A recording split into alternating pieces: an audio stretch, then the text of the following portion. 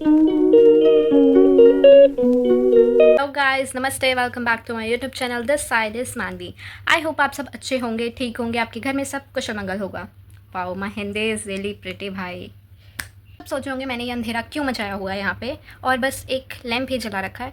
वैसे मतलब वो मेरी खुद की चॉइस थी, ऐसा नहीं है कि मैं लाइट नहीं जला सकती, सो में लाइट है। एंड पर मेरे को ना लाइक एस्थेटिक सा लगता है अगर मैं लाइट नहीं जलाती, और मुझे ऐसे ही अच्छा लगता है। मैं नॉर्मली भी लाइट जला के नहीं रखती, अगर मैं जागती भी हूँ रात को तो मैं ऐसे ही रहती हूँ।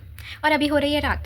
एक्चुअली मैंने आज एक व्लॉग डाला है जो मैंने 2 दिन बाद डाला, और मैं आपको ये चीज़ बताना चाहूँगी कि मैंने 2 दिन बाद क्यों डाला। जो मेरा पिछला व्लॉग था, सेकंड व्लॉग मेरा, वो व्लॉग बहुत ही गंदा गया है मेरा, जैसे कि मैंने अपनी इस वाली वीडियो में बताया जो मैंने आज पोस्ट करी है।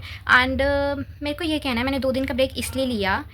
ये वीडियो वैसे उसी दिन बना ली थी मैंने, पर मैंने ये 2 दिन बाद डाली है क्योंकि मैंने नोटिस किया था कि उस दिन मैंने आप लोगों को वीडियो में बोला भी था कि मैं एडिटिंग करने के बाद पढ़ाई करूँगी, पर मैं सो गई थी क्योंकि मेरी एडिटिंग ही इतनी लंबी चली थी। तो मैंने मतलब कि 2 दिन से पढ़ाई नहीं की थी, तो मैंने सोचा कि मेरे को 3-4 घंटे रोज़ पढ़ना ही होता है, तो मैंने सोचा कि 2 दिन मैं लगातार पढ़ाई करूँगी, मैं कोई वीडियो नहीं डालूँगी। क्योंकि मैंने अपने पहले व्लॉग में ये बोला था कि मैं रोज़ व्लॉगिंग करूँगी, पर ये पॉसिबल नहीं हो सकता, ये मैंने रियलाइज़ कर लिया है। क्योंकि एडिटिंग करने में ही पूरा एक दिन खप जाता है, और ऊपर से मुझे पढ़ाई भी करनी पड़ती है क्योंकि मेरे बोर्ड सारे हैं। और देखो यार, मेरा पढ़ना भी बहुत इंपॉर्टेंट है। ऐसा नहीं है कि मैं अपने यूट्यूब चैनल को ज़्यादा प्रायोरिटी नहीं दे रही, नहीं, मैं दोनों को इक्वल ही दे रही हूँ। क्योंकि ऐसा नहीं है कि पढ़ाई करके मैं कुछ उखाड़ लूँगी, नहीं, कुछ नहीं उखाड़ने वाली। पर घर वालों की चॉइस होती है ना, कि अगर मैं पढ़ाई नहीं करूँगी तो मुझे व्लॉगिंग भी नहीं करने दी जाएगी, तो इसलिए मुझे पढ़ना पड़ रहा है। और आज का मेरा व्लॉग बहुत ही ज़्यादा अमेजिंग जाने वाला है, क्योंकि आज मैं फेवरेट चीज़ करने वाली हूँ, स्टोरी टेलिंग। जो व्लॉग है ये मैं कल डालूँगी, क्योंकि आज पॉसिबल शायद नहीं होगा रात को इसे एडिट करना, क्योंकि रात को मुझे पढ़ाई भी करनी है आज, क्योंकि मैंने सुबह से नहीं करी। सुबह से मैं मतलब मम्मी के साथ ऐसे ही इधर उधर मम्मी मुझे काम बता रही थी, जिसकी वजह से मैं व्लॉगिंग नहीं कर पाई। क्योंकि 30 से आई थिंक नवरात्रे चालू हो रहे हैं, और उसके लिए मतलब मम्मी ने पूरा घर उजाड़ मारा है साफ़ सफाई करने के लिए। एंड मेरा रूम इवन बहुत गंदा हो रहा है, मैं बता नहीं सकती, क्योंकि मैंने ये साफ़ नहीं किया है। और मुझे खुद बैठे बैठे यहाँ पे इतना अजीब लग रहा है कि मैं इतने मेस चीज़ों में कैसे बैठी हूँ भाई। मतलब दिखाने लायक तो है नहीं वैसे कुछ भी, क्योंकि इतना गंदा लग रहा है कि मेरे को खुद देखने का मन नहीं कर रहा। पर मैं रात को साफ़ कर लूँगी, क्योंकि मुझे गंदगी में बैठना नहीं पसंद। मैं सबको यही कहना चाहूँगी कि गंदगी में ना बैठे, क्योंकि उससे दिमाग पे बहुत ज़्यादा असर पड़ता है। तुम बहुत फालतू चीज़ें सोचने लग जाते हो जब ऐसा माहौल होता है ना आस-पास कि पूरा रूम गंदा पड़ रहा है। मतलब साफ़ करके ही रखा करो अपना रूम ज़्यादा से ज़्यादा, नहीं तो अगर तुम 2-3 दिन ऐसे टालते रहोगे ना, बहुत ज़्यादा गंदा हो जाएगा मेरे जैसे। मैं 2 दिन से इस रूम में नहीं आई हूँ, क्योंकि मैं सोती ही नहीं हूँ, मैं बाहर ही बैठी रहती हूँ।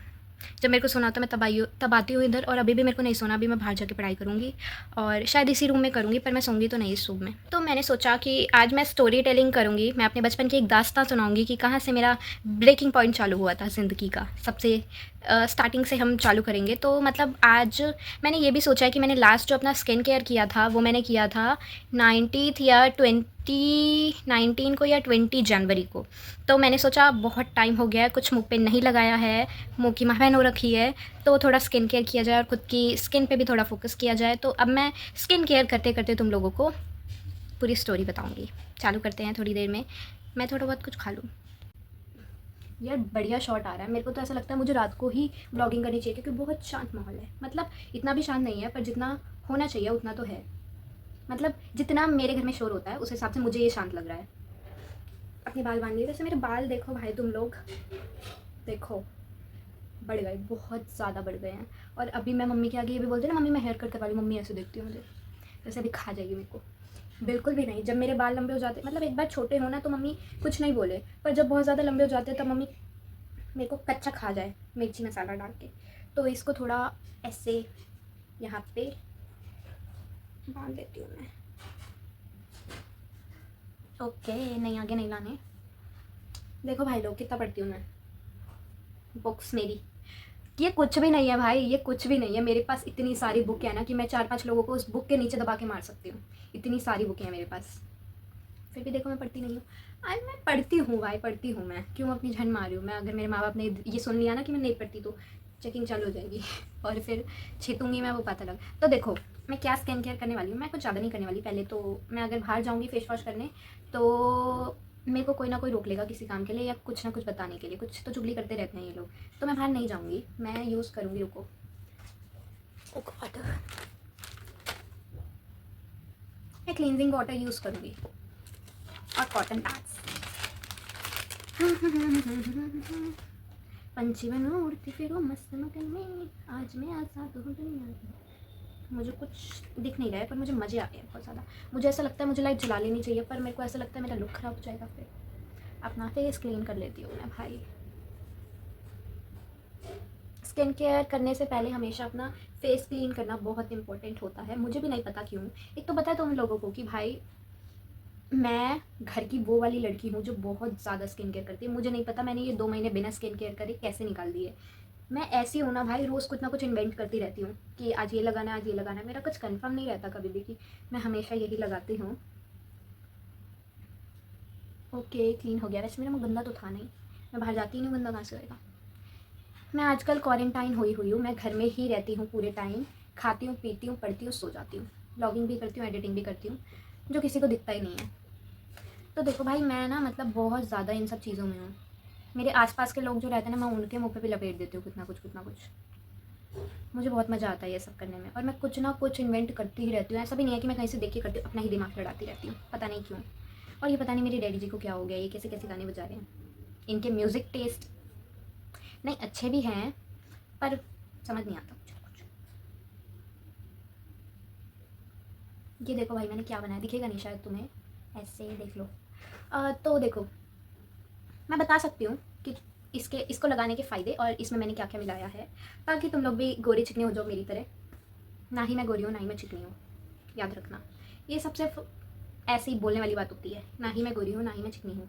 मतलब मैं किसी ऐसे इंसान के आगे खड़ी हो जाती हूँ ना जो बहुत ज़्यादा गोरा है, तो मैं काली लगने लग जाती हूँ। अगर मैं गोरी हूँ तो मैं गोरी लगनी चाहिए ना, नहीं लगती मैं, पता नहीं क्यों। मेरी इंडियन स्किन है भाई। तो देखो मतलब इसमें मैंने मिलाया है ऑरेंज पेल पाउडर। ऑरेंज के पील को पीस के वो पाउडर बनता है, तुम्हें कहीं से भी मिल जाएगा, ले लेना, मैंने तो ऑनलाइन लिया था। और मैंने इसमें मिलाया बेसन। बहुत सारी चीज़ों में बेसन यूज़ होता है, जैसे कि पकौड़े पर मैं मेरे लैंप पे क्या गिर गया, ओ शिट अंधेरा। एक तो ये एक तो ये लैंप भाई गलती से टच हो जाए तो ये बंद हो जाता है, क्योंकि ये चालू ही ऐसे होता है। मैंने लैंप पे ये सब गिर दिया, पर बेचारा बच गया है, उसके अंदर कुछ नहीं गया। तो देखो मैंने क्या बताया था, बेसन, हाँ, ऑरेंज पील पाउडर और बेसन और चीनी, हाँ चीनी, और कॉफ़ी और थोड़ी सी हल्दी, ये सब मिलाना और इसको मिक्स करना मिल्क से, पानी से मत करना। सस्ती चीज़ें मत यूज़ करा करो भाई, नहीं तो तुम्हारी स्किन भी ऐसी सस्ती हो जाएगी। और इसको फेस पे लगाओ, और चीनी की मात्रा थोड़ी ज़्यादा रखना, क्योंकि उस मतलब ये इसलिए यूज़ होता है ताकि जो हमारी फेस की टैनिंग है वो निकल जाए। जैसे कि हल्दी, हल्दी बहुत ज़्यादा यूज़ होती है इन सब चीज़ों में। जैसे दूल्हा दुल्हन को भी लगाई जाती है शादी से पहले, मुझे नहीं पता क्यों, पर मेरी मम्मी ने बताया था कि हल्दी टैनिंग मिटाती है। तो मैंने मम्मी से ये पूछा था कि क्या मैं इसे मिला के पूरी बॉडी पे लगा सकती हूँ, तो मम्मी ने मुझे साफ साफ मना कर दिया, बस इसलिए क्योंकि इसमें हल्दी है। कोई सेंस नहीं बनता। मेरी मम्मी का कहना है कि अगर मैं हल्दी पूरे अपने शरीर पे, मतलब भाई मैं तो नहा लूँगी ना, हल्दी मेरे लगी थोड़ी रहेगी, मैं लेके थोड़ी बाहर घूम रही हूँ उसे। पर अगर मेरे मेरे बदन पे हल्दी की महक रहेगी तो भूत मेरे से चिपक जाएंगे। मतलब कोई सेंस नहीं बनता इनकी बातों का, मुझे समझ में भी नहीं आती, पर मैं इग्नोर करती हूँ। फिर उसके बाद मैंने मम्मी को आधे घंटे बैठा के समझाया, मम्मी देखो भाई थोड़ा दिमाग लगाया करो, जो बाहर वाले बोलते हैं वही मत समझ के बैठ जाया करो, अपना भी दिमाग यूज़ करना होता है, ये भगवान ने ऐसे ही नहीं दिया। तो फिर उसके बाद मम्मी मान गई। तो अगर मतलब आपकी पूरी बॉडी पे टैन है, वैसे मेरी पे नहीं है, पर फिर भी शौक चढ़ता है मेरे को ऐसी चीज़ें करने का तो अगर मतलब तुम्हें पूरी बॉडी से चिकना होना है, तुम्हें पूरी बॉडी से गोरा होना है, ऐसा नहीं कि तुम्हारा मुंह गोरा दिख रहा है, तुम्हारी पूरी बॉडी काली, क्या बोल रही हूँ मैं। मतलब नॉर्मलाइज करनी चाहिए ये सब चीज़ें, इन चीज़ों के बारे में बातें करनी चाहिए, ऐसा नहीं है, इसमें ऐसा कुछ छुपाने वाला नहीं है। और पर मैं ऐसा कुछ छुपाने वाला बोल भी नहीं रही हूँ। देखो तो क्या बोल रही थी मैं, ये मेरे को शॉर्ट मेमोरी लॉस क्यों होता है भाई, कि अब मेरी याददाश्त चल जाती है कि एकदम से। ओ मेरा डिज्नी, मेरे को पसंद शिनचैन है, मैं पता नहीं क्यों मिक्की माउस पहन के घूमती हूँ, क्योंकि मेरे को शिनचैन की टी शर्ट मिलती ही नहीं है, पता नहीं, जब मिलेगी तो मैं उसे उतारूँगी नहीं फिर। हाँ तो देखो इसको आप वीकली यूज़ कर सकते हो अपनी पूरी बॉडी पे, नहाने से पहले 15 मिनट लगा के छोड़ देना। एंड फेस पे कैसे अप्लाई करना है, फेस पे मतलब इसको अप्लाई करना और फिर उसके बाद इसको ना वॉश कर लेना अगर मन हो तो, वैसे वॉश ना करो, इसको ऐसे रब करना अपने फेस पे पूरा अपने हाथों से, ताकि जो टैन है वो छुटे अच्छी तरह। वैसे धोने से भी छूट ही जाएगा, पर जिसको ज़्यादा मेहनत करने की चुल मची रहती है वो ये सब भी कर सकता है। मैं अपने हाथ नहीं पोतना चाहती थी, तो मैंने यहाँ पे एक मेकअप ब्रश ले लिया है जो मैं यूज़ नहीं करती, जो मैंने आज तक यूज़ नहीं करा। नॉर्मल मेकअप ब्रश बिल्कुल यूज़ ना करें, क्योंकि उसमें मेकअप पहले से ही हो जाता है। मतलब आप उसे मेकअप में यूज़ करते हो तो उसके अंदर भी मेकअप होगा, तो नॉर्मल मेकअप ब्रश कभी भी यूज़ ना करें, क्योंकि ये फिर स्किन केयर नहीं बचेगा। इसमें आपका फाउंडेशन, आपका ब्लशर पहुँच जाएगा, फिर आपका मुँह लाल लाल हो जाएगा। तो मुझे मत बोलना, मेरी गलती मत निकालना, क्योंकि मैंने तो पहले ही बोल दिया है। ये वो वाला मेकअप ब्रश है जो मैं कभी यूज़ नहीं करती, आज तक किया ही नहीं, तो मैंने ये इसमें यूज़ कर लिया। भाई इसकी कंसिस्टेंसी देखो, पतली क्यों हो गई है, मैं तो मोटी करके लाई थी। अब ना ये इसको मैंने बहुत देर रख दिया ना, तो इसका इसका जो मिल्क है वो ऊपर आ गया है। मैं क्या करूँ, मैं पतलाई लगा लूँ अब, और कोई ऑप्शन है ही नहीं। मतलब कुछ भी करने जाओ उसकी। यहाँ मेरा खाना भी रखा था जो ऐसे ठंडा हो गया है। मेरी मम्मी ने आज इडली सांभर बनाया है guys, and I love idli sambar. पता नहीं क्यों, एक ही तो चीज़ है जो मुझे इतनी भी पसंद नहीं है पर पसंद है। टेस्ट करके बताती हूँ ना। इसमें जो इमली का टेस्ट है वो मुझे बहुत ज़्यादा अच्छा लग रहा है। गुड मम्मी, गुड जॉब, अच्छा बना है। तो गाइस हाँ, पिछली वीडियो में मेरे घर में डर का माहौल चल रहा था, क्योंकि मैंने अपने घर वालों को जानवर बोल दिया था। मैंने ऐसी लैंग्वेज में नहीं बोला था, मैंने बहुत इज्जत से बोला था, अंग्रेज़ी में बोला था मैंने। पता नहीं क्यों, एक तो मतलब जो वर्ड्स हिंदी में इतने नंग होते हैं ना, इंग्लिश में बोलने में मतलब अलग अफेक्ट पड़ता है उन पे। मतलब ऐसे लगता है कि इतनी इज्जत दी जा रही है। तो अगर मैं कोई गाली दूँ वहाँ से तो मैं इंग्लिश में दूँगी, ताकि किसी को अपनी बेइज्जती फील ना हो। वैसे मेरे को बेइज्जती फील करानी होती है लोगों को, तो मैं हिंदी में ही दूँगी। जो हिंदी में मज़ा है ना गाली देने में, वो किसी चीज़ में नहीं है। मेरे माँ बाप लड़ रहे हैं रात को, पता नहीं क्यों, किस बात पे। एक्चुअली माँ बाप नहीं, मेरी माँ और मेरे छोटे मालिक। पता नहीं इतनी चिल्ला-चुली क्यों करते हैं ये लोग। धीरे भी तो बात हो सकती है। मैं बहुत देर से इसे मिलाए जा रही, लगाऊंगी कब। मैं यहाँ स्टोरी सुनाने बैठी थी और मैं बकचोदी करने लग गई हूँ। 11 मिनट की तो ऐसी वीडियो हो गई है, क्या करूँगी मैं? क्यों मैं 20-30 मिनट की वीडियोज़ बनाती हुई घूम रही हूँ। स्टोरी स्टार्ट करते हैं। तो गाइस मेरे 2 बच्चे भी हैं। मेरे क्या भाई, पता नहीं किस लिए आए हैं, पर मेरे साथ ही रहते हैं ये। इन दोनों की शादी करा दी है मैंने, और ये है इनका बच्चा। भाई मैं ही सिंगल हूँ। क्या ही बोलूँ मैं, क्या ही बोलूँ मैं, मुझे हँसी आ जाएगी। मैं कुछ नहीं बोलना चाहती, मुझसे नहीं बोला जाता ऐसा कुछ, मैं शर्मा जाऊँगी। मुझे ऐसा लगता है इस जन्म में मैं, पता नहीं, आगे देखते हैं। कुछ नहीं, कुछ ना बोलते हुए इस चीज़ को स्किप किया जाए, नहीं तो मैं पिटूँगी। किसी से भी पिट सकती हूँ भाई। अगर मेरे फ्यूचर पति ने देख ली तो वो मारेगा, मेरे घर वालों ने देख ली तो वो मारेगा। हर कोई मार ही रहा है भाई मुझे, सब ने मेरी मार रखी है। तो मैं स्टोरी स्टार्ट करती हूँ। मेरा जो सबसे ट्रॉमेटाइजिंग पल था, जो मेरा पहला ब्रेकडाउन था, ऐसा बोल सकते हैं। ट्रॉमेटाइज कौन होता है इतनी कम उम्र में? ठीक है, मैं उस टाइम 4th में थी। स्टोरी स्टार्ट होती है 2nd क्लास से। तो 1st क्लास में, मतलब मैं अपने LKG UKG फर्स्ट नर्सरी ये सब क्लासेस मैं पढ़ी हूँ अमृता पब्लिक स्कूल से।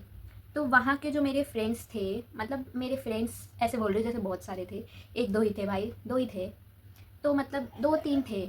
अब मैं 1-2 का और नाम नहीं लूँगी, वो बुरा मान जाएंगे। तो देखो 2-3, अरे ठीक है भाई, दोस्त थे मेरे। कुछ कुछ थोड़े थोड़े दोस्त थे मेरे जो नॉर्मली होते हैं। तो मैं बहुत ज़्यादा अटैच थी उनसे, क्योंकि वो मेरे बचपन के दोस्त थे भाई की। जब मैं मतलब बोलना सीख रही थी ABCD, तब वो मेरे साथ पढ़ते थे। कैसे बता रही हूँ मैं भाई।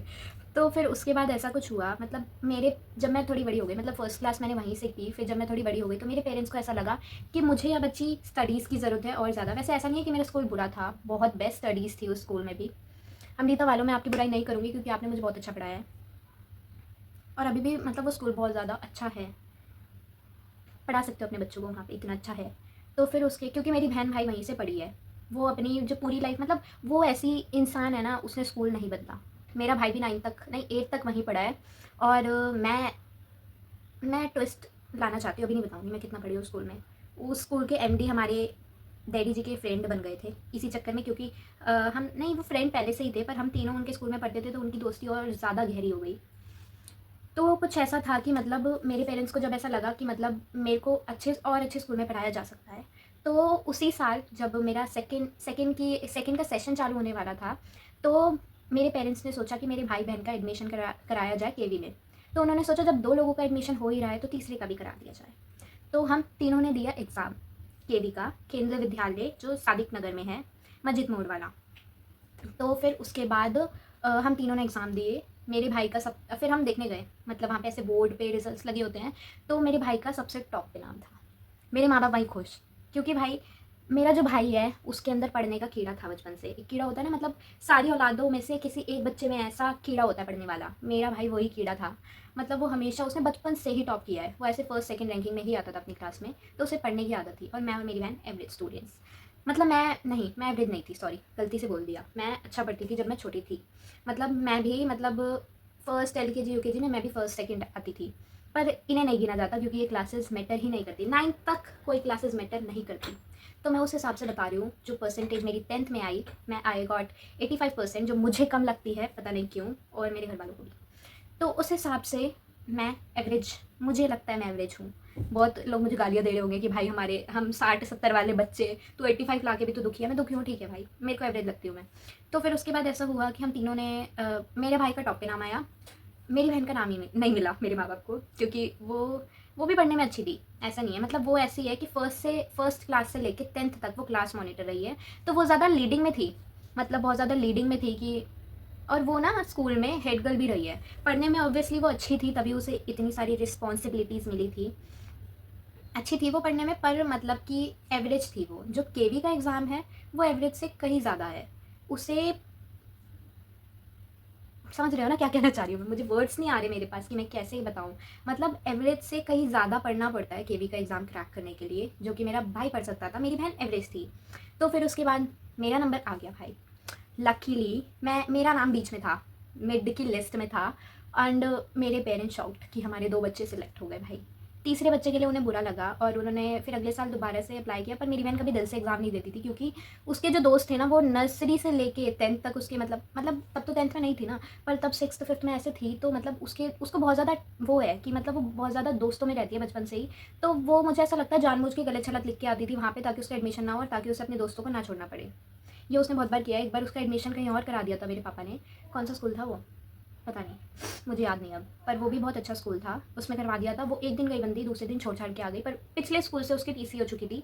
पर उन्हें, मतलब कैसे कैसे, मतलब वो तो फ्रेंड थे पापा के, तो कैसे कैसे उन्हें कन्विंस किया कि हमारी बेटी को ले लो दोबारा। TC देने के बाद भी दोबारा बंदी का एडमिशन कराया, उसकी जिद कराने के बाद भी। तो फिर उसके बाद, मैं ये क्यों नहीं लगा रही हूँ, मैं तो स्टोरी बताने लग गई बड़ी। मुझे एकदम से ऐसे कोल्ड सा फील होने लग गया, बल्कि ठंड मुझे घंटा नहीं लग रही है, मुझे गर्मी लग रही है, AC चलाओ कोई। तो बेसिकली मैं और मेरे भाई, हमारा एडमिशन हो गया था केवी में। एंड फिर उसके बाद हमने जाना चालू किया। मतलब ऐसा था कि फिफ्थ क्लास तक एक अलग बिल्डिंग थी हमारे स्कूल की, एंड 6th से लेके 12th तक एक अलग बिल्डिंग थी। और मेरे भाई का हुआ था 9th में एडमिशन, तो वो सामने वाली बिल्डिंग में जाता था और मैं इधर वाली बिल्डिंग में, पर हम जाते एक ही बस में थे। ऑब्वियसली साथ ही जाएंगे, भाई बहन हैं। मैं उसकी रिस्पॉन्सिबिलिटी पे जाती थी, मतलब मेरे को उसके साथ भेजा जाता था, ताकि मतलब मेरे को कुछ दिक्कत ना हो, क्योंकि मैं बहुत ज़्यादा छोटी थी भाई, सेकंड क्लास बहुत छोटी होती है एक बच्ची के लिए। और मेरा स्कूल था मेरे घर से 1 घंटे दूर, और हम बस में जाते थे, बीच में ट्रैफिक मिलता तो ऐसा, तो मैं भाई घर पे भी ऐसे, जैसे मेरी एक तो थी सेकंड शिफ्ट, है ना, फिर उसके बाद ऊपर से ट्रैफिक कभी मिल गया, कभी बारिश हो गई, पानी भर गया और ज़्यादा ट्रैफिक, तो उसकी वजह से ऐसे में 8:30 बजे, हमारी छुट्टी ऐसे 6 बजे होती थी, और हमारी जो सामने वाले बिल्डिंग के बच्चे थे, मतलब जो सीनियर्स थे हमारे, उनकी होती थी 6:30 बजे। तो हमें 6 बजे हमारी छुट्टी हो जाती थी, हमें बस में बैठ के उनके लिए भी आधे घंटे वेट करना पड़ता था। और फिर हमारी बस ऐसे निकलती थी 7 बजे, ताकि आधा घंटा उन्हें बाहर आने में लगता था, ताकि कोई बच्चा छूट ना जाए। तो विथ ऑल सिक्योरिटीज़ हम चलते थे 7 बजे वहाँ से, और 7 बजे से फिर 8 बजे तुम यहाँ लगा लो, मुझे घर आने में टाइम लगता था। फिर उसके बाद कभी कभी ट्रैफिक मिला तो 2 घंटे, हम 9 बजे घर आ रहे हैं।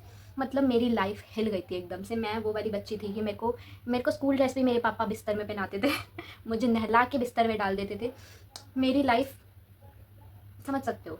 फिर उसके बाद मैंने कैसे कैसे मैनेज किया, मतलब जब मैंने जाना चालू करा, और मैं ऐसी बच्ची थी कि मतलब मेरे को अफेक्ट पड़ा था, क्योंकि मेरे दोस्तों से मुझे अलग कर दिया गया था। एक तो इतने से दोस्त थे मेरे, उनसे भी मुझे अलग कर दिया गया था। पर धीरे धीरे मैंने एक्सेप्ट किया। फिर जब मेरे को 10-12 दिन हो गए जाते हुए, एक तो मैं ऐसी हूँ कि मैं किसी से बात करना चाहती ही नहीं हूँ। मतलब मैं ऐसे सबसे लास्ट वाला बेंच चूज़ करती थी, वहाँ बैठ जाती थी अकेले, मुझे मतलब ही नहीं किसी से। मैं पढ़ती थी, चली जाती थी वापस घर अपने। फिर उसके बाद मतलब कुछ टाइम ऐसे बीता। अब जैसे मैंने बताया कि कभी कभी ट्रैफिक लग जाता था, तो ये ट्रैफिक सिर्फ आने में ही नहीं लगता था घर पे। जब हम स्कूल जाते थे तो हमारी बस आती थी 10:30 बजे, नहीं 10 बजे आती थी। और हमें मतलब 10 बजे नहीं आती थी, 10:30 बजे आती थी। और फिर उसके बाद हमारा जूनियर्स का स्कूल था 12:30 का, और हमारे सीनियर्स का स्कूल था 1 बजे का, हमारी सेकेंड शिफ्ट थी। और जो भी सेकंड शिफ्ट में पढ़ते हैं ना, मैं उन्हें सैल्यूट करना चाहती हूँ भाई दिल से, क्योंकि बहुत गंदा वाला स्ट्रगल होता है। फर्स्ट शिफ्ट वालों का इतना नहीं होता, उन्हें सुबह उठना होता है और वो 12:30 तक घर भी आ जाते हैं भाई। और फिर उसके बाद वो पूरे दिन सो भी सकते हैं, पढ़ भी सकते हैं, कुछ भी कर सकते हैं। हम कुछ नहीं कर सकते, क्योंकि हम उठते ही ऐसे 9 बजे थे।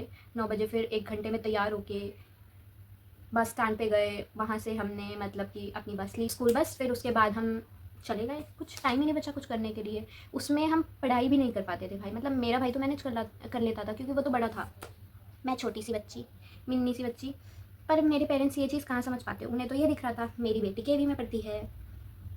फिर उसके बाद ऐसे ही मतलब 10-12 दिन बीत गए, मेरा ज़ीरो इंटरेस्ट था लोगों में, कि मुझे किसी से बात करनी ही नहीं है। फिर उसके बाद ऐसा हुआ, मैं इसे यार लगा लेती हूँ, मैं ऐसे बातें करते करते ही लगा लेती हूँ मैं इसे। देखिए इसकी कंसिस्टेंसी देखो भाई, एक बार कितनी पतली है, पानी लग रहा है ये मुझे। मैंने इसमें ज़्यादा मिल्क मिला दिया है शायद। छोड़ो यार, ऐसे ही लगा लेती हूँ अब मैं। तो देखो फिर उसके बाद ऐसा हुआ कि मतलब जब 10-12 दिन बीत गए, तो एक बार मेरी स्कूल बस लेट हो गई, सारे बच्चे असेंबली में चले गए थे और मैं क्लास में बैग रखने गई थी, ताकि फिर मैं असेंबली में चली जाऊँ जल्दी से। तो जब मैं बैग रखने गई तो मैंने वहाँ पे देखा एक लेडी और एक मेरी ही एज की लड़की क्लास में थी। क्लास में कोई भी नहीं था, वो हमारी क्लास में थे, और मतलब कि शायद उस लड़की का वो पहला दिन था। और फिर उसके बाद मैंने बैग रखा, मैं जैसे बता रही हूँ ना, मेरे को ज़ीरो इंटरेस्ट था लोगों में। तो मैंने बैग रखा और फिर उसके बैग रखने के बाद मैं जा ही रही थी क्लास से, तो आंटी जो थी वो, उन्होंने मुझे बुलाया, बेटा इधर आओ। मैं गई। मतलब इतनी भी ज़्यादा वो नहीं थी कि मैं, इतना भी मुझे मतलब ऐसा नहीं था कि मैं उनकी डिसरिस्पेक्ट करके ऐसे इग्नोर करके, हट क्या बुला रही हो तू मुझे, मैं निकल जाऊँ, ऐसा कुछ नहीं था। मैं गई और फिर उसके बाद उन आंटी ने मेरा नाम पूछा कि आपका नाम क्या है, तो मैंने अपना नाम बताया। फिर उसके बाद वो मेरे को कहती है, ये मेरी बेटी है, इसका नाम है तनिष्का, एंड ये न्यू एडमिशन, इसका न्यू एडमिशन कराया है हमने, और इसके कोई फ्रेंड्स नहीं है, आप इसके फ्रेंड बन जाओ। और मैं भाई ऐसे कंफ्यूज, आंटी अभी अभी क्या बोला आपने, मेरे ऐसे ऊपर से उड़ के गया है। फिर उसके बाद उन्होंने भाई मेरे हाँ का वेट भी नहीं करा, उन्होंने ऐसा करा, उसका हाथ मेरे हाथ में दे दिया, कह रही है जाओ। अब मैं क्या बोलूँ भाई, मैं क्या बोलूँ इस बात पे ना। फिर उसके बाद ऑब्वियसली मैं ऐसी भी नहीं हूँ, इतनी वो नहीं हूँ, जब आंटी ने मतलब मेरे को इतनी प्यार से बोला है तो मैंने उनकी बात मान ली। फिर मैं उस लड़की को असेंबली में लेके चली गई।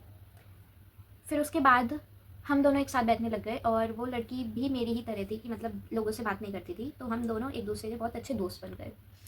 फिर उसके बाद मतलब हम इतने अच्छे दोस्त बन गए ना, मैं क्या बताऊँ। फिर उसके बाद ऐसा हुआ कि हमारी दोस्ती बहुत ज़्यादा बढ़ गई, हम साथ साथ रहते, साथ साथ खाते, साथ साथ खेलते, इधर ही ऐसे घूमते रहते। और मतलब कि मैं अपनी स्टडीज़ में अच्छी थी, पर वो अपनी स्टडीज़ में बहुत ही ज़्यादा अच्छी थी। मतलब एक होता है ना माइंड ब्लोइंग स्टूडेंट, वो थी। अब मुझे नहीं पता कैसी होगी, पर मैं एक अंदाज़ा लगा के बता सकती हूँ, जब बच्चे पढ़ने में बहुत ज़्यादा अच्छे होते हैं बचपन से, उन्हें फिर वही उसी चीज़ की आदत लग जाती है, और वो बड़े होके भी उतने ही अच्छे होते हैं। तो फिर उसके बाद ऐसा हुआ कि वो मुझसे ज़्यादा अच्छी थी भाई पढ़ने में। तो हमारा इतना अच्छा कनेक्शन बन गया था ना, कि वो मेरे को मैथ्स के सम करवाती थी, वो मेरे को पढ़ाती थी, मुझे कुछ भी समझ में नहीं आ रहा है वो मुझे बताती थी कि ऐसे करना है, ऐसे करना है ना। फिर उसके बाद बहुत क्लोज हो गए हम, हमारी सेकंड क्लास ऐसे ही निकल गई, हमारा कोई और दोस्त नहीं था इतना अच्छा। मतलब ऐसा नहीं है कि हम किसी और से बात नहीं करते थे, पर हम एक दूसरे के अलावा किसी और के साथ रहते भी नहीं थे। हम दोनों इस चीज़ में सेम थे कि हमें कोई और नहीं चाहिए। ये बहुत ज़्यादा वो हो रहा है यार, गिर रहा है ये बहुत ज़्यादा, पर अब मेरे को लगाना ही है तो मैं लगा ही लेती हूँ, छोड़ो। तो फिर उसके बाद ऐसा हुआ, हमारी सेकंड क्लास ऐसे ही निकल गई। थर्ड में हमारे कुछ दोस्त बने, मतलब थोड़े बहुत लड़के थोड़ी बहुत लड़कियाँ। फिर उस पर ऐसा ही था कि हम दोनों एक दूसरे के साथ बैठते थे, और मतलब साथ ही बैठते थे। जो हमारे क्लास टीचर थे, अजय सर, वो मतलब मेरे पापा के बहुत अच्छे फ्रेंड बन गए थे। पता नहीं मेरे पापा सबको दोस्त भी बना लेते हैं क्योंकि उनको मेरी लाइव न्यूज़ चाहिए होती है। तो मतलब जो अजय सर थे, उनको ऐसा लगता था कि हमारी पढ़ाई पे अफेक्ट पड़ रहा है कहीं ना कहीं हमारे साथ बैठने से। तो कुछ टाइम बाद उन्होंने हमारी सीट अलग कर दी, पर हम भी बेशरम थे। अजय सर के जाने के बाद, मतलब मैं जनरली ऐसे बुराई नहीं करूँगी, क्योंकि he was a good teacher भाई, कि बेस्ट भी नहीं बोलूँगी, क्योंकि बेस्ट तो मुझे मेरी 9th क्लास में एसएसटी टीचर ही मिली है। मतलब उनके आगे मैं किसी को बेस्ट नहीं बोल सकती, पर ऐसा भी नहीं है कि अजय सर बुरे थे। मतलब जैसा एक बच्चे को टीचर चाहिए होता है ना, एक फ़नी टीचर जो समझते हैं हमारी बातें, वो वैसे थे। बहुत हँसाते थे वो हमें, मतलब हम उन्हें टीचर से ज़्यादा अपना दोस्त मानते थे। क्या हो रहा है कि टपक रहा है भाई, वो भी यू यू सा लग रहा है ये बहुत ज़्यादा मुझे। और फिर उसके बाद तो अजय सर को लगा कि हम दोनों की पढ़ाई पे थोड़ा इफेक्ट पड़ रहा है, तो उन्होंने हमारी सीट अलग कर दी, पर हम बेशरम थे। उनके जाने के बाद जैसे उनका पीरियड ख़त्म होता था, उनका पहला पीरियड होता था, जैसे उनका पीरियड ख़त्म होता था हम वापस एक दूसरे के साथ बैठ जाते थे। और ऐसा भी नहीं था कि हमारी सीट इतनी दूर हो, हमें ऐसे बिठाया गया था, आगे मैं किसी और के साथ, पीछे वो। अब बस इतना ही तो डिफरेंस है, उसमें भी हमें आग लग रही थी कि हमें साथ बैठना है, तो हम साथ बैठते थे। फिर ये हुआ कि हमारी सेकेंड क्लास ऐसी निकली, थर्ड क्लास ऐसी निकल गई, फिर हमारे फोर्थ क्लास में। तो फोर्थ क्लास में ना मतलब जब एग्ज़ाम्स होते थे तो बीच में मतलब मैं चुड़ैल लग रही हूँ हाई, तो मैंने थोड़ा पढ़ना बंद कर दिया था, क्योंकि मतलब मुझे ऐसा लगता था तनिष्का एक ब्रिलियंट स्टूडेंट है, और मैं एग्ज़ाम्स में भी उसी के साथ बैठती थी, क्योंकि हमारा रोल नंबर भी बहुत ऐसे सेम सेम था, आगे पीछे, तो मैं उसके साथ बैठती थी। और मतलब एक तरीके से मैंने पढ़ना इसलिए छोड़ दिया था क्योंकि मुझे ऐसा लगता था कि वो तो यार मेरे को बता ही देगी। तो कुछ टाइम तो ऐसा चला हमारी फोर्थ में, मतलब कि वो कुछ टाइम मुझे बता देती थी कि ऐसे ऐसे लिख, ये वो आंसर्स बता देती थी मुझे एग्ज़ाम्स में। फिर मतलब एक दिन सडन हाफ ईयरली में पीटीएम में हम गए, डैडी और मैं, और मतलब उस पॉइंट पे मैं टूट गई बहुत ज़्यादा। जो हमारे क्लास टीचर थे अजय सर, वो 3 साल तक हमारी क्लास टीचर रहे हैं। तो उन्होंने मेरे पापा को बोला, मतलब कि पर्सनली उन्होंने बोला था, वैसे हम दूर रहते थे तो पीटीएम में मतलब इतना पॉसिबल नहीं होता था जाना पेरेंट्स का, है ना। तो मतलब कि उन्होंने पर्सनली कॉल करके बोला था कि आपको आना ही पड़ेगा क्योंकि कुछ बताना है उन्हें। और मेरी अक्सर यही कंप्लेंट आती थी कि बस कि मैं बोलती नहीं हूँ कुछ, और मेरे को थोड़ा बोलना चाहिए। मतलब लोगों की ये कंप्लेंट जाती है ना कि बोलते रहते हैं, बातें करते रहते हैं, मेरी ये जाती ही नहीं थी क्योंकि मैं कुछ बोलती ही नहीं थी क्लास में। मैं बात सिर्फ तनिष्का से ही करती थी। फिर उसके बाद ऐसा हुआ कि उन्होंने मेरे डैडी जी को बोला कि एक बच्चे की कंप्लेंट आई है मानवी के अगेंस्ट, जब हम पीटीएम में गए, और वो बच्चा और कोई नहीं, तनिष्का थी। मतलब मैं नाम सुन के बहुत ज़्यादा ब्लैंक हो गई कि क्या कंप्लेंट। फिर उसके बाद उन्होंने मुझे बताया कि तेरे जो मतलब इसके जो एग्ज़ाम्स हैं, जो आंसर शीट है, उसके आंसर्स हमने मैच भी करे। इन दोनों की आंसर शीट के आंसर्स बहुत मतलब सारे नहीं पर सिमिलर है कुछ कुछ। और उसने मेरी ये कंप्लेंट करी थी कि मानवी मुझे फोर्स करती है कि मुझे आंसर पता, और मतलब कि वो पूरा पेपर मुझसे टेप के लिखती है। मेरी ये कंप्लेंट गई थी उसकी तरफ से। और आई वॉज टोटली ब्लैंक कि यार हम तो दोस्त थे ना। फिर उसके बाद मतलब मैं टूट बिखर गई। उसके बाद हमने कट आउट कर दिया, हमने बात करनी छोड़ दी एक दूसरे से। पर रोज़ एक दूसरे को फेस करना पड़ता था, जो कि बहुत डिफ़िकल्ट था मेरे लिए। मैंने डिसाइड किया कि अब मुझे स्कूल में और नहीं पढ़ना। मतलब मेरे पहले वाला जो स्कूल था उससे, मतलब जो मेरे फ्रेंड्स थे उनसे तो मैं बात करती भी थी।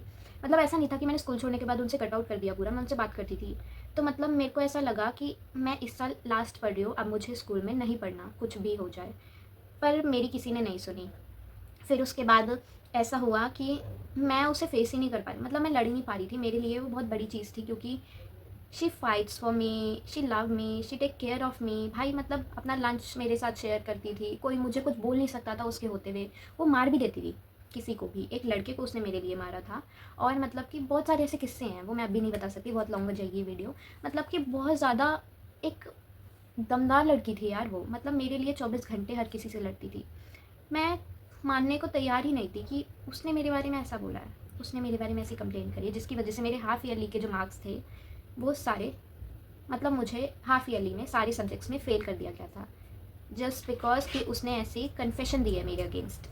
मतलब मेरे लिए, मेरी स्टडीज़ के लिए भी वो पॉइंट बहुत ज़्यादा ब्रेकिंग था, और मेरी फ्रेंडशिप के लिए भी। टोटू, क्या चाहिए तुझे?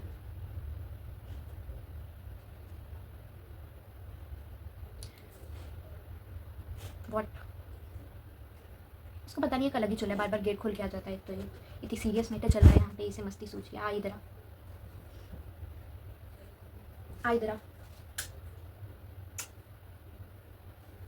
बैठ जाओ। तो देखो भाई, मतलब उसके बाद फिर ऐसा हुआ कि क्या करूँ मैं इसका।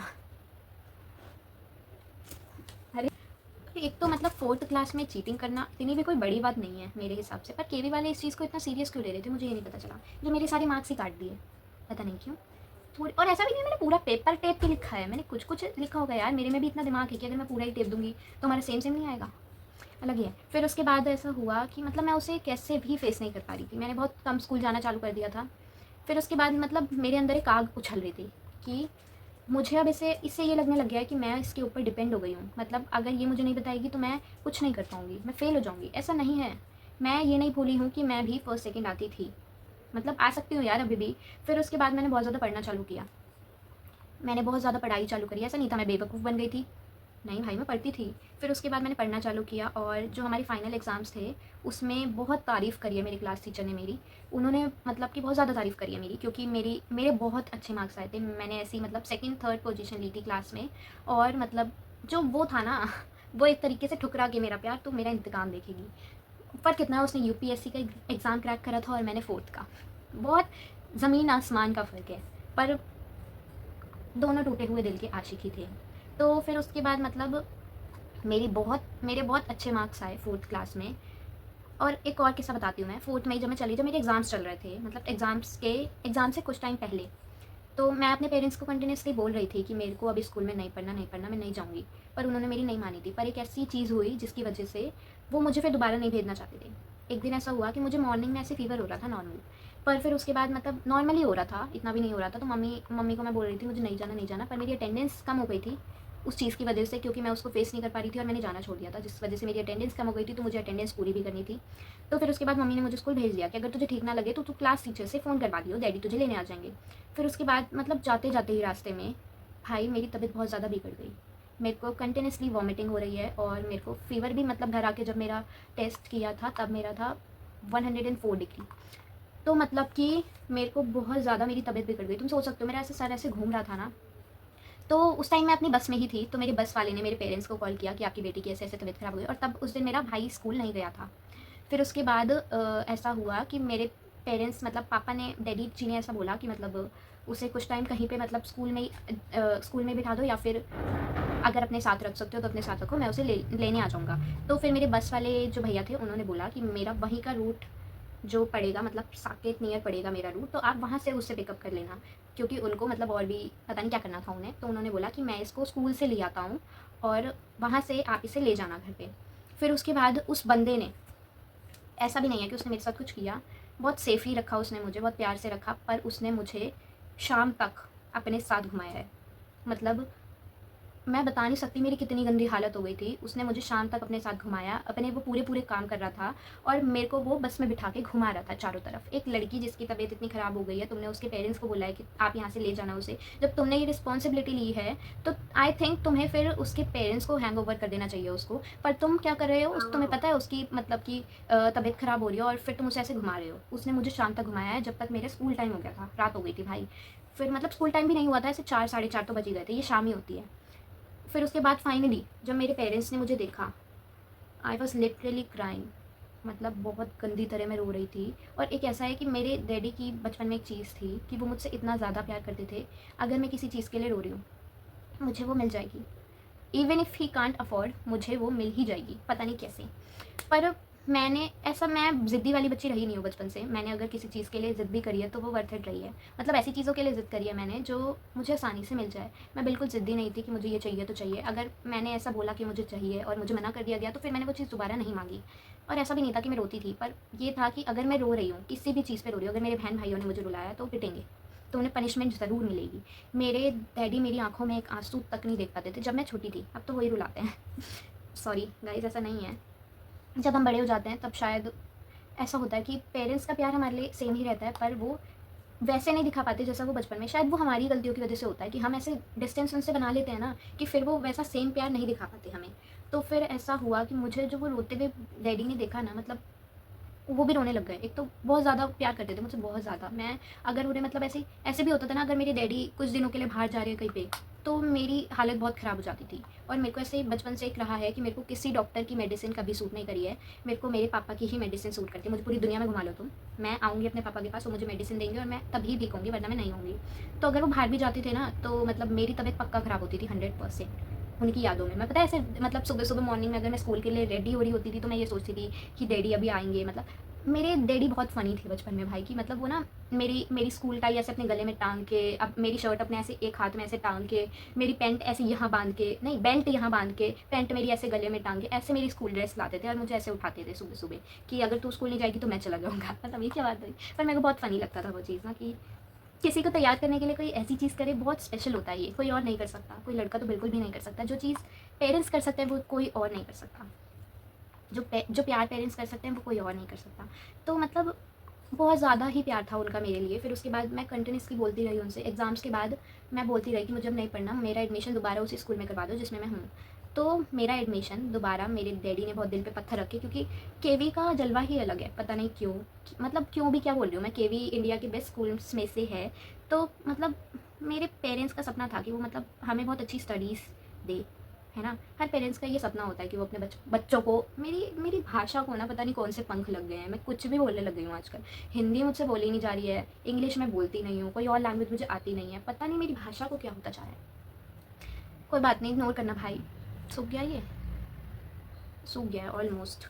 तो मतलब कि फिर उसके बाद बहुत पत्थर रख के अपने दिल पे मेरे मम्मी डैडी ने मेरी टीसी करा दी उस स्कूल से। पर मुझे ऐसा लगता है that was the worst decision भाई, मेरा सबसे गंदा डिसीजन था कि मैं ऐसे रैंडम लोगों के लिए एक इतना अच्छा स्कूल छोड़ रही हूँ। मतलब अलग ही पागल थी। मैं शिफ्ट भी चेंज करवा सकती थी, मैं फर्स्ट शिफ्ट में भी पढ़ सकती थी, मैंने स्कूल छोड़ना चॉइस रखी। और मेरे पेरेंट्स को फिर ऐसा लगा कि उनकी जो छोटी सी नन्ही सी जान है वो मैनेज नहीं कर पा रही स्कूल के साथ, क्योंकि फिर मतलब मैं इतना ज़्यादा थक जाती थी ना आके, तो मैं पढ़ भी नहीं पाती थी, मैं ढंग से खा भी नहीं पाती थी, मैं सीधा सो जाती थी, टपक जाती थी मैं। तो उन्हें ये भी लगा कि मेरी बहुत कम एज है अभी ऐसे सेकेंड शिफ्ट में पढ़ने की, मैं मैनेज नहीं कर पा रही हूँ। और मेरे पेरेंट्स मुझसे बहुत ज़्यादा प्यार करते थे, उनका कोई ऐसा फोर्स नहीं था कि तू पढ़ ही, ऐसा कुछ नहीं था, उनके लिए मैं ज़्यादा इंपॉर्टेंट थी। तो उन्होंने मुझे स्कूल से निकलवा के दोबारा उसी स्कूल में करवा दिया जिसमें मैं पहले थी बचपन में, और मेरी बहन भी उसी में पढ़ती थी। तो मतलब अब हमेशा मैं ऐसे ऐसे स्कूल्स में ही पढ़ी जिसमें मेरे बहन भाई पढ़ते थे। वो तो 8th के बाद एक नमूना स्कूल मुझको मिल गया गलती से, उसमें भी मेरा गलती से एडमिशन हुआ कि मेरे पास कोई चॉइस नहीं थी पढ़ने की। पर मुझे ऐसा लगता है कि मैंने अगर अपनी लाइफ का सबसे बेस्ट स्कूल का कोई एक्सपीरियंस लिया है तो वो मेरा अभी था, 9th से लेकर 10th तक। तो उसके बाद मतलब जब 1 साल गुजर गया, जब मैं 5th में थी, तो मैं अपने पुराने क्लासमेट से भी मिल गई। फिर उसके बाद उन लोगों ने 5th के बाद स्कूल छोड़ दिया, मतलब वो 6th में दूसरे स्कूल में चले गए और मैं उसी स्कूल में पढ़ती रही। फिर उसके बाद मुझे उस पॉइंट पे ये रियलाइज़ हुआ कि अगर तनिष्का कभी कंप्लेंट ही नहीं करती मेरी, तो शायद मैं उसी पे डिपेंड रहती हमेशा कि मेरे को पढ़ने की क्या ज़रूरत है, मेरे पास एक ऐसी दोस्त है जो मुझे बताई देती है। और मैं कभी अपनी पढ़ाइयों को लेकर इतनी ज़्यादा सीरियस नहीं हो पाती, मैं कभी 4th में इतना अच्छा जो मैंने बदलाव किया है खुद में वो मैं नहीं कर पाती। एक होता है ना, मुझे पढ़ने की आदत थी, फर्स्ट तक मैं अच्छा पढ़ती थी, फिर उसके बाद जब मुझे एक दोस्त मिली, ऐसा नहीं है सेकंड में भी अच्छी पढ़ती थी, थर्ड में भी अच्छा पढ़ती थी, 4th में ये घोटाला किया है मैंने। तो अगर मेरे को उस चीज़ की आदत लग जाती तो शायद मैं डिपेंड ही हो जाती और फिर मैं पढ़ना ही छोड़ देती और मैं बहुत नालायक इंसान बन जाती अपनी ज़िंदगी में। पर मुझे फिर 6th क्लास में ये रियलाइज़ हुआ कि उसने जो चीज़ करी वो मेरे अच्छे के लिए करी। तो ये चीज़ आज जो मैं स्टोरी तुम लोगों को बता रही हूँ, आज तक मैंने ये चीज़ किसी को नहीं बताई है सिवाय अपने भाई के। मैंने ये बात जब अपने भाई से शेयर करी थी तो उसने मेरे को बोला था कि यू शुड कॉल हर भाई, कि मतलब उसने तुझे इतना सपोर्ट किया है चीज़ों में, वो तुझे हर चीज़ से बचाती थी, वो तुझे पढ़ाती थी, तो तुझे एटलीस्ट उसको कॉल करके एक सॉरी तो बोलना चाहिए, क्योंकि ना गलती तेरी थी ना उसकी थी। पर एक वो होता है ना, सिर्फ एक सॉरी का डिस्टेंस होता है, मतलब फासले इतने बढ़ जाते हैं, पर एक सॉरी उन फासलों को ख़त्म कर सकता है भाई। मैंने कॉल किया और कॉल करने के बाद उसकी इनकम और आउटगोइंग सर्विसेज बंद थी। तो मैं और मेरे भाई साथ में ही बैठ के ये सब कर रहे थे, तो हमने डिसाइड किया कि हम उसके फ़ोन का रिचार्ज कर देते हैं ताकि उसकी इनकमिंग कॉल चालू हो जाए। फिर हमने रिचार्ज भी किया, पर वो नंबर ही बंद हो चुका था। तो मतलब आई थिंक फिर उसके बाद मैं कभी उससे नहीं मिल पाई, और जब मेरे को मिलना चाहिए था तब मैंने वो टाइम जाने दिया। तो मुझे ऐसा लगता है वो ब्रेकिंग पार्ट भी था, और मेरा एक गिल्ट भी है वो लाइफ़ का कि मैं चीज़ें ठीक कर सकती थी, मैं बात कर सकती थी जाके, पर मैंने चीज़ों से भागने का डिसीजन लिया, जो कि बहुत बुरी चीज़ है। हमें चीज़ों से नहीं भागना चाहिए, जो है हमें फेस करना चाहिए हमेशा। अगर मैं नहीं भी भागती तो मैं आज एक अच्छे स्कूल में पढ़ रही होती। पर ऐसा नहीं है, मुझे कोई गिल्ट नहीं है कि मैंने स्कूल छोड़ के अच्छा किया, पर मुझे एक ये गिल्ट है कि मैंने एक अच्छा दोस्त जाने दिया, क्योंकि मुझे अब पता चल रहा है दोस्त आसानी से नहीं मिलते। उसके बाद मुझे दोस्ती में बहुत धोखे मिले हैं। हर दूसरा इंसान मुझे धोखा देता था जिसे मैं अच्छा दोस्त मानती थी। तो मुझे ऐसा लगता है फीमेल फ्रेंडशिप में बहुत धोखे मिलते हैं, पर एक वो ऐसी फीमेल फ्रेंड थी मेरी जो मुझे मेरे पैरों पे खड़ा करना चाहती थी, जो हमेशा मेरा अच्छा ही सोचती थी। उसने खुद को बुरा बना लिया मुझे अच्छा करने के लिए। तो अब मेरे दिल में उसके लिए कोई नफरत नहीं है। मैं सही में चाहती हूँ कि भाई, मतलब कोई देखे ना देखे ये वीडियो, पर उस तक ज़रूर पहुँचे कि मतलब मैं जो हूँ ना यहाँ पे, जो मैं बैठी हूँ और मैं ये सब बोल रही हूँ, सब उसकी वजह से है शायद। मतलब उसने बहुत हेल्प करी है मेरे को। स्टार्टिंग में बहुत प्रॉब्लम हुई थी अपनी पढ़ाइयों को लेके, क्योंकि मैं टाइम को मैनेज ही नहीं कर पा रही थी, मैं घर ही 8:30 बजे पहुँचती थी। उसने मुझे बहुत हेल्प करी है, बहुत ज़्यादा पढ़ाई में। मतलब कि मुझे ऐसा लगता है वो लड़की बेस्ट थी मेरी लाइफ़ की, क्योंकि मेरी फीमेल फ्रेंडशिप बहुत बुरी रही है, बहुत गंदा एक्सपीरियंस रहा है मेरा, और वो एक्सपीरियंस बहुत अच्छा था। तो मैं जस्ट, अभी रात हो रही है तो मैं मैनिफेस्ट करना चाहूँगी कि लाइफ में एक बार, बस एक बार, उसके बाद भले ही हम मिले ना मिले, मुझे उससे मिलना है, मुझे कन्फेस करना है कि where I am right now just because of you. Thank you so much Tanishka for being there at that time, कि मतलब भाई सब तेरी वजह से है, जो मैं हूँ सब तेरी वजह से है। एंड मैं बहुत एक हक करके उसे थैंक यू बोलना चाहती हूँ, और मैं बहुत ग्लैड हूँ कि मुझे ऐसा इंसान मिला मेरी लाइफ में, और मैं चाहती हूँ कि ऐसे इंसान मुझे मिलते रहे। आई थिंक दिस इज़, और मुझे अब ये वीडियो एंड कर देनी चाहिए क्योंकि ये बहुत ज़्यादा लंबी हो गई है, मैं इसे वॉश कर लूँगी। ऐसे चुड़ैल तो मैं बनी गई हूँ। तो आज के लिए बस इतना ही, मिलते हैं मेरी नेक्स्ट वीडियो में। नहीं बोलूँगी मैं लाइक एंड सब्सक्राइब कभी भी नहीं बोलूँगी मैं। थैंक यू फॉर वॉचिंग मी, मैं इतना तो बोल सकती हूँ। एक थैंक यू तो तुम डिजर्व करते ही हो भाई लोग। भूतने लग रही हूँ मैं, ये सूख चुका है, मैं इसे वॉश करके फिर मैं पढ़ने जा रही हूँ। Tata bye bye, see you in my next video.